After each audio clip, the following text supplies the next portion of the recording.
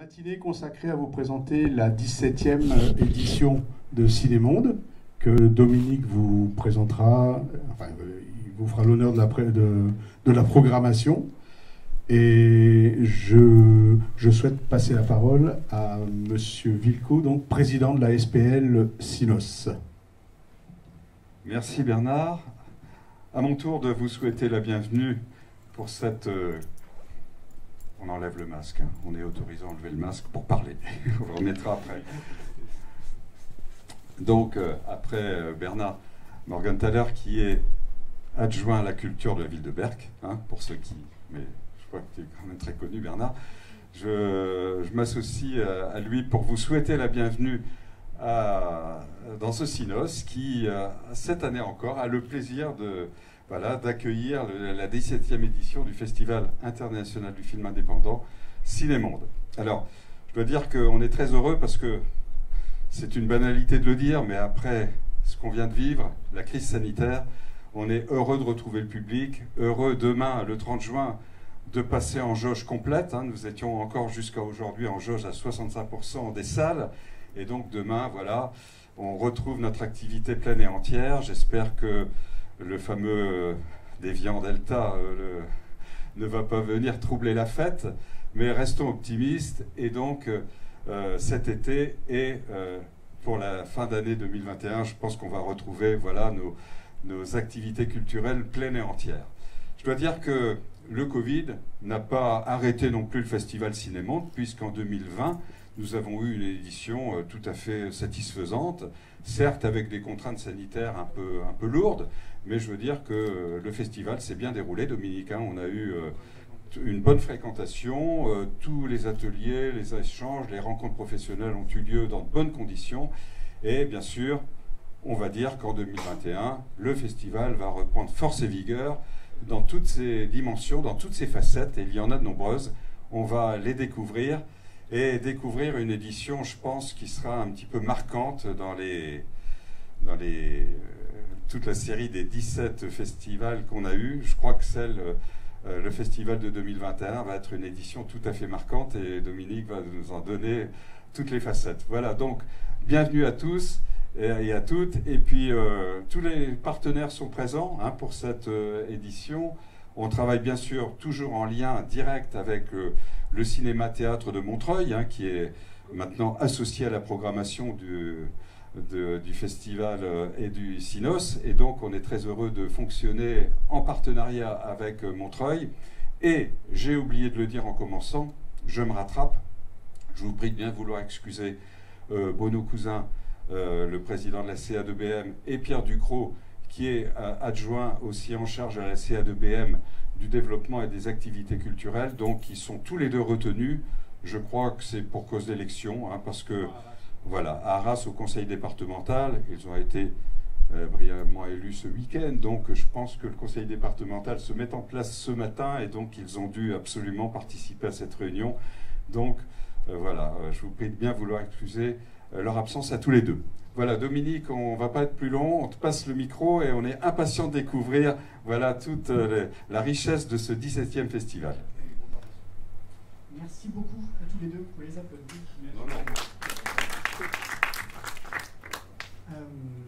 Oui, on est très heureux de vous retrouver avec toute l'équipe du Festival Cinémonde, avec l'équipe du Cinos qui nous accompagne depuis déjà 2015 sur le Festival Cinémonde à Berck.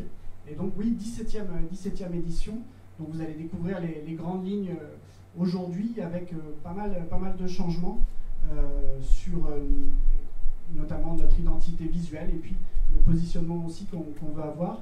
Claude, tu parlais tout à l'heure de la crise qu'on vient de subir et qu'on subit encore.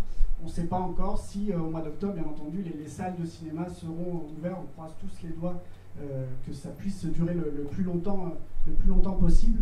Mais vous imaginez bien qu'on ne peut pas prendre le risque l'année dernière on a eu de la chance, mais que le festival ne puisse pas avoir lieu. Donc on est aussi en train de développer une proposition numérique au cas où les salles de cinéma seraient fermées.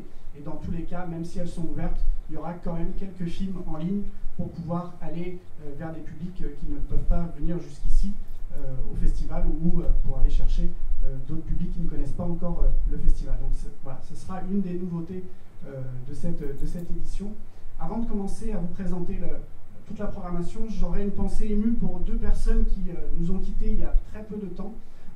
Si vous étiez là l'année dernière, il y avait un artiste, conteur qui s'appelait M. Makena Diop, qui est parti il y a quelques mois. Il nous manque beaucoup. Je sais qu'il vous avait beaucoup marqué lors de ce festival de l'année dernière où il faisait des ciné-contes très, très joyeux qui nous ont tous emportés. Et puis il y a quelqu'un qui a accompagné aussi le festival, pareil, depuis son arrivée à Berck, qui est M. Cyril Cornet de la DRAC, qui était en charge du cinéma et qui est disparu il y a quelques jours. Et c'est une grosse perte en tout cas pour la région, pour tout le travail qu'il a pu faire auprès de toutes les structures culturelles et du cinéma, et tous les cinémas également de la région. Donc cette année, ce festival leur sera dédié à tous les deux. Maintenant, je vais vous laisser découvrir l'affiche de cette nouvelle édition qui a été confiée à un artiste avec lequel nous allons travailler régulièrement. Si tu peux me présenter. Voilà donc l'affiche 2021 qui a été réalisée par le graphiste Aleksander Walijewski, qui est un graphiste polonais qui travaille beaucoup pour justement le cinéma. Et cette année, c'est lui qui a travaillé donc sur une thématique. Voilà. Vous imaginez qui est cette personne, vous allez en savoir un petit peu plus tout à l'heure, pourquoi elle est à l'honneur, cette belle personne qui est Agnès Varda. Et donc voilà, donc, il a retravaillé, il s'est inspiré, et cette affiche a donc été proposée en amont. Il y a eu plusieurs maquettes qui ont été proposées à la famille Varda, notamment Rosalie Varda et Mathieu Denis, qui ont fait le choix de ce visuel que vous allez retrouver dans les rues de Berck un petit peu partout. Voilà. On espère pouvoir retrouver Alexander sur le festival, mais à partir de maintenant, tous les ans, c'est lui qui va nous faire des propositions d'affiches pour lancer une belle collection, j'imagine. Donc du coup, on va rentrer un peu dans le vif du sujet pour vous présenter les différentes sections et les différents événements qui auront lieu pour cette 17e édition. Peut-être tu peux passer à la suite. Et alors cette année, on parlait de films. J'ai fait un petit calcul il y a quelques jours. On aura près d'une centaine de films. Donc il y a presque doublé le nombre de films qui seront présentés sur le festival. Alors il faut savoir qu'il y aura une proposition très importante pour le jeune public. On a commencé déjà à travailler avec les enseignants, avec les équipes pédagogiques qui ont déjà reçu un certain nombre de films. Pour la première fois, ils peuvent visionner en amont du festival des films pour vraiment pouvoir faire leur choix. Et ce qui est intéressant aussi, c'est qu'il y a d'autres cinémas partenaires dans toute la région qui vont s'emparer aussi de la programmation pour pouvoir accueillir du jeune public qui ne pourrait pas venir jusqu'à Berck parce qu'ils sont à plus de 2 heures de route. Donc ce sera une petite nouveauté pour le jeune public. Et il y aura également un événement qui sera très important, c'est un ciné-concert. Ceux qui connaissent bien le festival ont déjà eu l'occasion de participer au ciné-concert d'Éric Navet et de Stéphane Orens. Et donc cette année, ils vont revenir. Vous les voyez en photo, c'était ici même au Cinos il y a 2 ans sur Nosferatu le vampire. Et ils avaient travaillé aussi sur Nanook l'Esquimau. Et là, cette année, ils vont travailler sur Ghost de Tokyo de Ozu, qui est un film de 1932, un grand classique. Et donc ils sont en train de travailler sur une proposition, une partition originale qu'ils nous proposeront pendant le festival, aussi bien au Cinos qu'au Ciné-Théâtre de Montreuil pour une soirée spéciale, donc en journée pour le scolaire et le soir pour le grand public. On va avoir aussi une section court-métrage. Alors pour l'instant, on est encore en train de finaliser la sélection avec l'association bercquoise des Amis du Cinéma, la BAC. On a un comité d'à peu près une quinzaine de personnes. Cette année, on a reçu plus de 100 films. Il y a une très très belle proposition de court-métrage, aussi bien de la région de France que de Belgique, parce que c'est autour de ces territoires que se compose cette programmation qui rassemblera 10 courts-métrages, fiction, documentaire, animation. Et on aura 3 prix qui seront remis. Il y aura un prix du jury jeune, il y aura un prix du public qui sera accompagné cette année, comme l'année dernière, par le Casino Partouche, pour une bourse aux cinéastes lauréats. Et puis il y aura également pour la première fois un prix de la critique, où des critiques de cinéma viendront pour pouvoir découvrir les films Et donc la sélection ainsi que les membres du jury seront révélés mi-septembre, je crois, c'est vers le 10 septembre, où vous aurez le nom de tous les films qui ont été sélectionnés, ainsi que les membres du jury qui accompagnent. Toujours pour soutenir le court-métrage, on est en train, à partir de cette année, de faire une passerelle avec des écoles de cinéma, qui sont dans la région ou ailleurs. Et cette année, on va inviter l'école de cinéma Courtrage-May, qui a été montée par Ladji, vous savez, le réalisateur qui a fait Les Misérables. Et depuis 3 ans, il s'est investi à Montfermeil pour monter cette école de cinéma gratuite, où il accompagne des jeunes en réalisation, en écriture cinématographique, et également avec JR sur toute la partie art plastique et développement d'une autre forme d'expression. Et donc on va leur faire une soirée spéciale où ils vont présenter des films qui ont été tournés dans le cadre de cette école au cours des 2-3 dernières éditions. Donc voilà, vous découvrirez ces films très, très prochainement. Alors là, on va peut-être passer à la partie professionnelle. Professionnelle et en même temps pas que professionnelle, vous allez voir. C'est ce qu'on appelle le Cinémonde Lab pour laboratoire. Peut-être, ah ben c'est moi.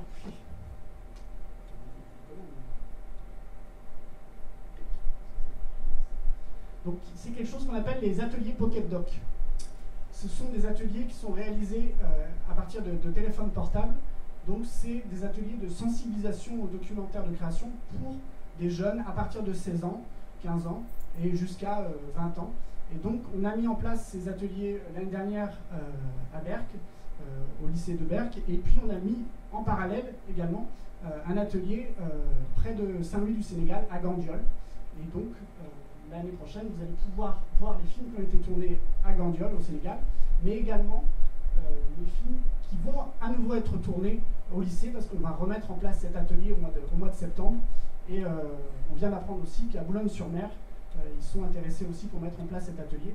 Donc on aura cette année 2 ateliers qui se mettront en place sur la région. Et on est ravis, donc du coup pendant 6 semaines, des professionnels du documentaire, monteurs, réalisateurs, accompagnent un groupe de jeunes sur l'écriture de projets jusqu'à l'aboutissement et la réalisation de petits courts-métrages à partir de téléphones portables, parce que c'est l'outil qu'ils ont en main et avec lequel ils pourront continuer à faire des films.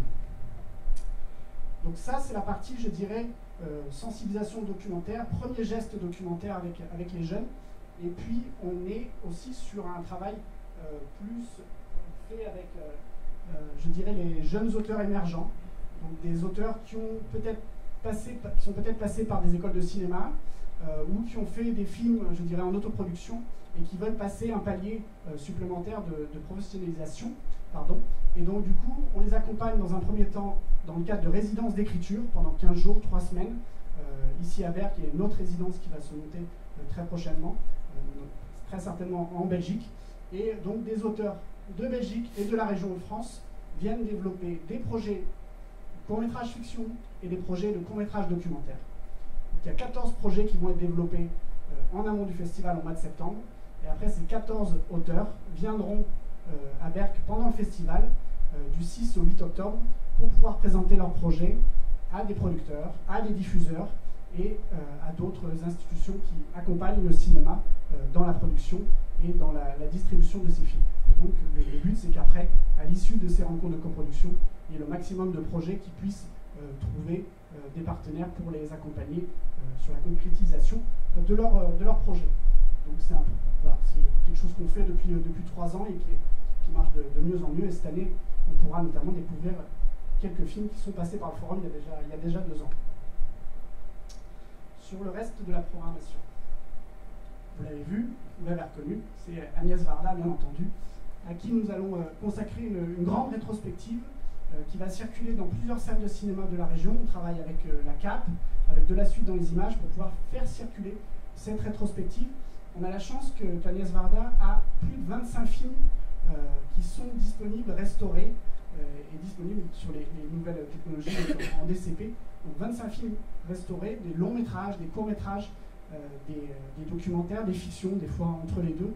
Et donc on travaille depuis plusieurs mois avec Ciné Tamaris, qui est sa société de production qui avait produit ces films ainsi que les films de son époux Jacques Demy. Et donc on pourra présenter comme ça un certain nombre de films ici à Berck. Déjà ce soir, vous allez pouvoir en découvrir un ou le revoir, Visage Village, si vous ne l'avez jamais vu. Donc, venez découvrir un film qu'elle avait réalisé avec JR. Et puis, donc, en parallèle de cette rétrospective qui sera présentée un peu partout, il y aura un week-end spécial le 9 et le 10 octobre, le dernier week-end du festival, sera entièrement consacré à Agnès Varda, où un grand nombre de personnes qui ont travaillé avec elle, des acteurs, des actrices, des techniciens, des compositeurs, viendront sur le festival pour accompagner les films et puis pour participer à une grande table ronde où ils partageront avec vous leur expérience, leurs souvenirs de tournage. Donc ça va être un très bon moment pour revoir les films d'Agnès Varda et pour pouvoir se souvenir avec les personnalités qui ont fait son cinéma avec elle ici à Berlin. Voilà, ne partez pas ce week-end-là, il faut absolument rester pour découvrir et redécouvrir ces films dont on a toujours beaucoup de bonheur à voir et revoir. Et il y en aura aussi qui seront présentés pour le jeune public, parce qu'il y a plusieurs films qui sont bien entendu accessibles, notamment Cléo 5 à 7 ou Les glaneurs et les glaneuses, enfin voilà, revoir ces films avec plaisir général. On va inviter une réalisatrice de fiction, de documentaire, qu'on aime beaucoup depuis de nombreuses années. Il y a quelques semaines, la Cinémathèque documentaire a organisé une rétrospective de ces films documentaires. Très prochainement, la Cinémathèque française va organiser une rétrospective de ces films de fiction. C'est Dominique Cabrera qui nous fera l'immense bonheur de venir à Berck pour plusieurs jours, mais notamment une journée spéciale le 8 octobre, qui commencera le matin avec un film qui s'appelle Corniche Kennedy, que vous connaissez peut-être, qui a été tourné à Marseille. Et donc la compositrice du film sera également présente aux côtés de Dominique Cabrera. L'après-midi, on partira sur son travail documentaire et on finira le soir avec Nadia et les hippopotames, avec notamment Ariane Ascaride et Marine Canto. Et donc voilà, ce sera une journée complète. Et je sais qu'il y a déjà beaucoup de lycéens, notamment, qui seront présents pour découvrir son travail documentaire, parce qu'elle donnera aussi une masterclass, plutôt une causerie, comme disait Agnès Varda, qui préférait ce mot au terme de masterclass. Et Dominique Cabrera nous a envoyé un petit mot. Je vous laisse découvrir.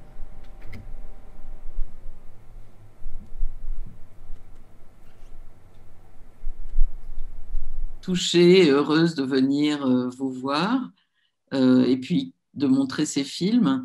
Vous allez montrer des films documentaires qui ont beaucoup compté pour moi, qui sont 2 films sur l'Algérie, où je suis née dans une famille pied-noir et où, au début de ma vie de cinéaste, je suis retournée pour essayer comme de mesurer l'espace entre les souvenirs et la mélancolie de mes parents et puis la réalité de ce pays en vie, quoi, hein, qui avançait, qui avançait, qui avançait. Ça a beaucoup compté dans une espèce de mise au point, de réflexion sur ma place dans la vie, dans l'histoire. Et puis, vous allez montrer aussi Chronique d'une banlieue ordinaire et Une poste à la Courneuve, qui sont aussi des films très importants pour moi, qui étaient 2 films faits avec des habitants des quartiers populaires, à Mantes-la-Jolie ou Val-Fouré, et puis à la Courneuve, et avec les salariés du bureau de poste qui recevaient les habitants de la Courneuve. Donc, c'est un film, Chronique d'une banlieue ordinaire, sur l'histoire d'habitants de la banlieue, dans leurs appartements avant la destruction de la tour où ils ont vécu. Et puis, Une poste à la Courneuve, c'est un film sur les rapports entre les salariés d'un bureau de poste et puis les habitants souvent pauvres de ce quartier. En fait, j'ai beaucoup essayé de faire des films avec des personnes qui me ressemblaient, qui ressemblaient à ma famille, qui ressemblaient à ceux que je connaissais. J'étais très inspirée par Maurice Pialat, Ken Loach, Jean Renoir, enfin beaucoup de cinéastes, mais des cinéastes qui, je pense à Pasolini, là, sur un autre plan. en fait des cinéastes qui ont regardé autour d'eux, qui ont essayé d'être réalistes, peut-être au point d'aller plus loin que le réalisme et que le vérisme, quoi. Qui ont essayé de vraiment regarder le réel dans sa dimension même imaginaire, poétique, invisible. Vous allez aussi montrer 2 fictions, Corniche Kennedy et Nadia les hippopotames. Et ce sont 2 films, l'un sur les grèves de 95, Nadia les hippopotames, et Corniche Kennedy sur des jeunes qui plongent la corniche à Marseille. Ce sont 2 films qui ont une dimension très politique et réaliste, mais j'espère aussi une dimension imaginaire et poétique, parce qu'au fond, le vrai réalisme, ce serait inclus l'inconscient, l'imaginaire, les contes, les légendes. Voilà, c'est ce qui fait nos vies, quoi. On est en vie le jour, la nuit, dans les rêves, mais aussi dans les rapports sociaux. Oui, Béatrice Thirier. Béatrice a composé la musique de beaucoup de mes films, dont Corniche Kennedy et puis Nadia les hippopotames. C'est toute une longue collaboration, une intimité ensemble. Mais justement, la musique dans un film, c'est souvent ce qui porte cette dimension imaginaire, cette dimension inconsciente, cette dimension de rêverie tissée avec ce qu'on voit, quoi, avec le présent qu'on essaye de capter. Voilà, ça a été très important pour moi de travailler avec Béatrice, de développer cette intimité, complicité. Et elle est très vivante, Béatrice. Elle est très, comment dire, ça l'intéresse de raconter le travail. Moi aussi, j'aime bien. Et je pense que la conversation avec elle peut être riche et révélatrice de beaucoup de choses, de ce que c'est que la création au cinéma. Okay. Bah, ça va être un bon moment. J'ai un projet de film autour de la broderie. Et justement, je me dis que je pourrais profiter de ce voyage vers vous pour aller voir un peu la broderie et les brodeuses. Et, ouais. Voilà, puisque le Nord a une grande tradition de couture et de broderie. Voilà. Voilà, donc vous venez de découvrir un petit peu Dominique Cabrera. Ce sera vraiment une chance de pouvoir l'accueillir ici à Berck. Et puis il y aura une autre cinéaste qui viendra présenter ses films. C'est Florence Miaille, qui est une réalisatrice plutôt de films d'animation et donc, qui a fait grand nombre de courts-métrages. Elle a déjà réalisé 8 courts-métrages et elle vient de finir un travail immense, colossal de plus de 10 ans, qui est le film La Traversée, qui devait déjà sortir l'année dernière en salle et puis bien sûr qui n'a pas pu sortir, qui a été présenté il y a quelques jours en compétition au Festival d'Annecy, qui a eu une mention spéciale du jury. Il y a eu beaucoup de gens qui auraient bien aimé qu'elle ait le Grand Prix, mais bon, c'était cette mention spéciale et elle nous fera l'immense bonheur de venir à Berck sur une soirée. Mais quelle soirée, parce que ce sera l'ouverture. Elle nous permet de découvrir son film La Traversée en avant-première. Et le lendemain, elle présentera le matin ses courts-métrages et elle enchaînera avec une masterclass causerie. Donc il y aura comme ça toute une matinée où on aura l'occasion de rentrer dans son univers. Donc vous voyez quelques images ici. Et je vous propose de découvrir la bande-annonce de ce film La Traversée, qui, comme je vous dis, a été un travail très très long à mettre en place et qu'on est très heureux de pouvoir vous présenter pour l'ouverture du festival, donc mardi 5 octobre.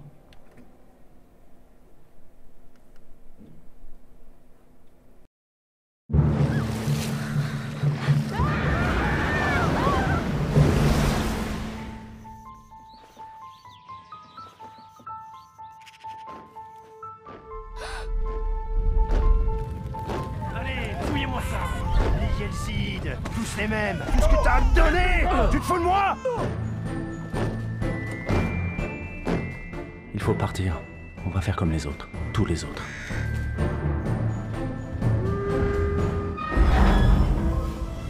Prends la carte. J'ai tout noté. Restez cachés. Donne tes papiers.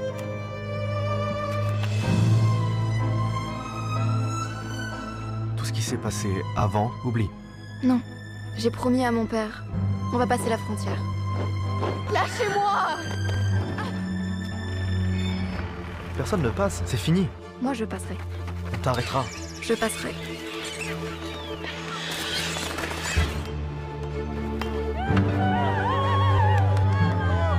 Alors, tu nous les montres, tes dessins?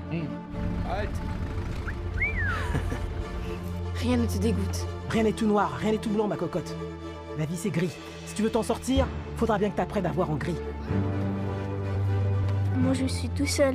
Mais qu'est-ce que je vais faire de toi, Ahuri? Je sais pas. M'aimer?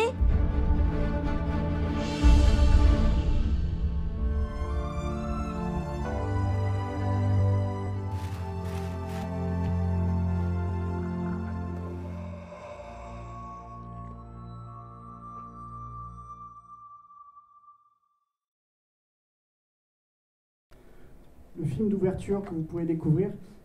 Pour la petite histoire, le premier court-métrage qu'elle avait fait, qui était Hammam, avait reçu il y a un prix qui s'appelle le prix Jean Vigo, qui est remis tous les ans, et elle avait reçu une mention spéciale par les mains d'une dame qui la regarde, qui est Agnès Varda. Donc c'était normal de pouvoir l'inviter dans le cadre de cette rétrospective où Agnès Varda est notre fil conducteur. Donc voilà, France Miaille qui sera donc notre invité, qui lancera ce festival pour l'ouverture. C'est la première fois qu'on présente un long métrage d'animation en ouverture du festival, et on en est très heureux. Et puis maintenant je vais vous présenter notre invité d'honneur. Il y a certains d'entre vous qui ont déjà eu l'info parce qu'elle a commencé à circuler, et puis c'est comme ça. Et on est impatient de le découvrir. Donc le voici, c'est Monsieur Ken Loach qui sera présent sur le festival pour une carte blanche. Donc depuis plusieurs mois, on échange pour qu'il puisse faire un choix de films qui ont compté dans son parcours, mais également pour pouvoir vous faire redécouvrir ces films, parce qu'il y a des premiers films de son parcours qu'on a eu moins l'habitude de voir au cinéma depuis très longtemps, qui ne passent pas obligatoirement à la télévision. Et donc ce sera l'occasion de revoir plusieurs films. Donc il a fait le choix de 6 films, dont Cathy Come Home, qui est l'un de ses tout premiers films qui avait été réalisé dans la fin des années 60 en lien avec la BBC. C'est un film extraordinaire que vous allez pouvoir revoir sur grand écran, et qui avait fait beaucoup bouger les lignes sur les problèmes de logement en Angleterre. Il y a eu de grands débats et ça avait abouti à d'autres types de lois. Il présentera également The Navigators. On en a beaucoup parlé de ce film ensemble parce que, comme vous savez, on glisse tout doucement vers la privatisation de la SNCF. En Angleterre, ça fait très longtemps. Ce film, il l'a réalisé au début des années 2000. Et donc, on s'est dit que ce film serait très intéressant à remontrer aujourd'hui pour pouvoir avoir un débat autour de ce film. On espère pouvoir avoir des cheminots qui pourront être présents aussi pour pouvoir échanger avec eux sur ce film. Et puis, l'un de ces derniers films, bien sûr, qu'on pourra présenter. Vous savez, Ken Loach a déjà eu 2 Palmes d'Or et un certain nombre de prix à Cannes. Mais il est très heureux de venir dans un festival que je vais présenter comme un petit festival, car c'est ce que nous sommes, un festival de proximité, et c'est ce type de festival-là qu'il aime pour pouvoir échanger autour de son cinéma. On lui a demandé également de pouvoir présenter 2 films coup de cœur, donc il a choisi La bataille d'Alger de Gillo Pontecorvo, qui est un film qui a beaucoup compté pour lui et pour un grand nombre de cinéastes. Donc si vous n'avez jamais vu ce film-là, ce sera vraiment l'occasion de pouvoir le découvrir. Et puis également un film de Miloš Forman, Les Amours d'une blonde, qu'on aura aussi l'occasion de pouvoir découvrir. Et puis d'autres films de Ken Loach comme Lady Bird, Sweet 16 et Kess. Il y aura notamment 2 projections spéciales qui seront organisées en matinée pour des collégiens et des lycéens qui pourront aller à la rencontre de Ken Loach et autour de ses films. Et on va essayer également de faire venir quelques interprètes qui ont travaillé avec lui, actrices et acteurs, notamment l'actrice de Lady Bird qu'on espère beaucoup pouvoir accueillir ici. Mais ça, c'est pour plus tard. En tout cas, voilà, je pense que ça va être un beau moment. Ce sera le 6 et le 7 octobre. Maintenant, croisons les doigts que tout aille bien jusqu'à ce moment-là. En parallèle de cette venue de Ken Loach, la présentation de ses films et de la rétrospective d'Agnès Varda, on aura deux belles expositions qui seront organisées pendant le festival. Une exposition de photos de tournage qui ont été faites sur Lady Bird, et donc que vous pourrez découvrir ici au Cinos. Donc il y a à peu près une vingtaine de photos de tournage qui seront présentées. Et puis également, sur nos fameux cubes, sur l'esplanade, et puis ici en face du Cinos, on est en train de monter avec Ciné Tamaris une exposition d'à peu près une quinzaine de photos de tournage de La Pointe Courte jusqu'à ses films plus récents. Donc là, on est en train de revisiter un petit peu toutes les archives. Je ne vous cache pas le bonheur que j'ai de me plonger dans toutes ces images qui racontent toute une histoire de cinéma et de complicité avec ces techniciens, avec ces interprètes. Et donc voilà, c'est cette exposition que vous pourrez découvrir très prochainement. Et pour ceux qui connaissent Cléo de 5 à 7, vous allez même découvrir une image de Cléo de 5 à 7 en couleur, chose très très rare qu'on pourra découvrir pendant le festival. Très prochainement, au mois d'octobre.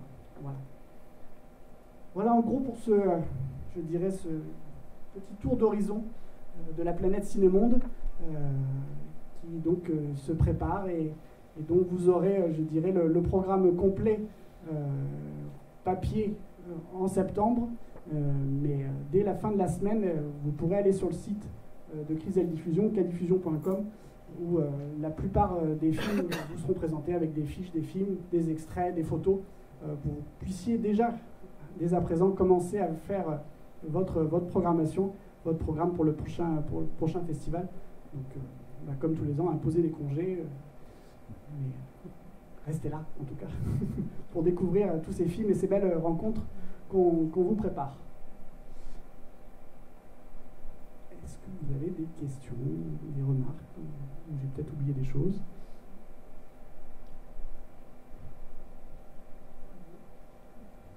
Je vous laisse sans voix. C'est positif ou pas?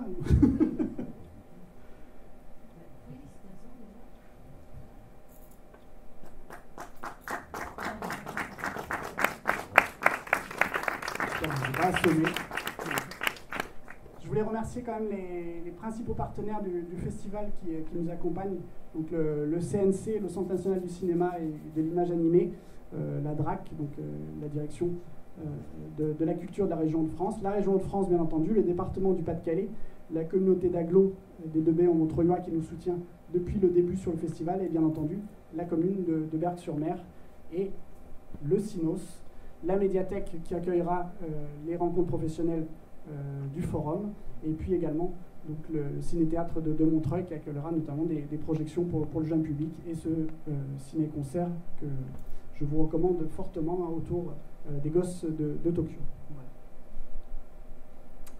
Je vais redire un petit mot. Venez. Déjà, continuez d'aller au cinéma régulièrement, entraînez-vous, et voir régulièrement des films. On est bien, dans quelques temps peut-être on n'aura plus besoin de porter de masque, mais c'est pas grave, ça se fait quand même très bien. Et puis ce soir, oui, je vous écoute. Encore un grand merci pour ce travail qui va encore nous permettre de partager, rencontrer, découvrir ou redécouvrir le cinéma chez Cinémonde.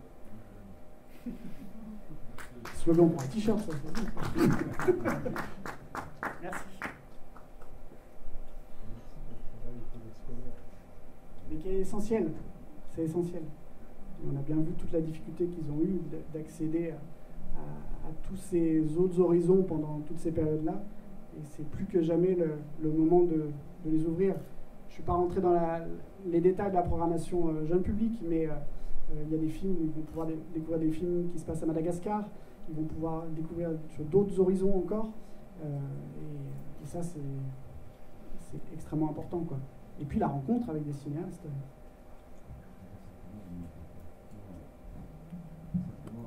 Un petit mot pour dire que on découvre, hein, donc c'est tout à fait spontané, mais c'est vraiment un festival qui va avoir vraiment sa personnalité propre, avec les invités Agnès Varda et Ken Loach qui vont vraiment, qui sont deux géants du cinéma et qui ont, je crois, en commun un regard sur la vraie vie, sur les vrais gens, un film aussi militant, il faut le dire, hein. Et je pense que ça va bien personnaliser cette 17e édition, pardon, parce que bon, on a eu des festivals précédents qui étaient plus orientés sur des films, je dirais un peu de fiction, et là on est sur un festival qui va être oui, orienté sur les vrais gens. Mais j'ai été impressionné par les propos de Dominique Cabrera. Oui, le réalisme, c'est aussi la part du rêve, c'est aussi la part de l'imaginaire, et c'est tout ce qui constitue la vie, la vraie vie. Et je crois que vraiment, on va avoir un festival très riche, très très riche, hein, avec des regards puissants, nourris, des expériences de vie qui vont apparaître, un regard sur la vie et qui va être vraiment intense. Très impressionné par Dominique Cabrera. Son petit mot était vraiment très puissant, très riche. C'est très prometteur. Merci Dominique pour tout ce travail que tu fais. C'est vraiment un travail d'équipe. Oui, c'est un travail d'équipe, mais que tu animes. Donc bravo à toi et à tous. Merci beaucoup. Eh bien, je vais vous laisser découvrir quelques images de cette prochaine édition. Donc 2 minutes pour rentrer dans le prochain festival et qui, comme tu dis, les propos que tu as tenus vont être repris par Agnès Varda, c'est quand même pas mal.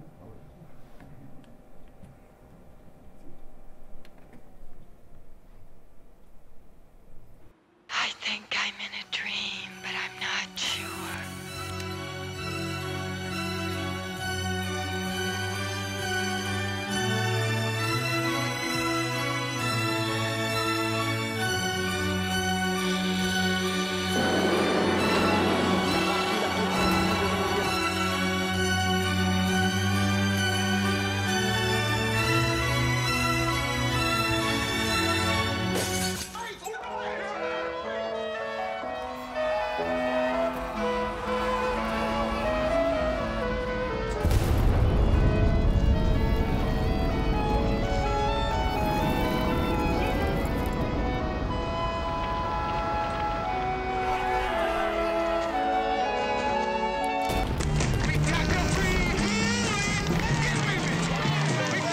C'est pas le besoin de créer des images, c'est que j'ai les yeux curieux.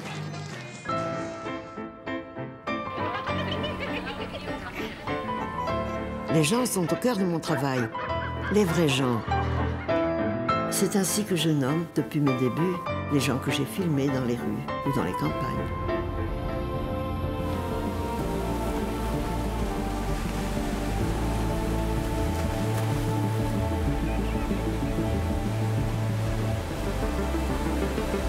The point is to encapsulate something in human experience that goes deeply, but is also a reflection of the wider way we live together.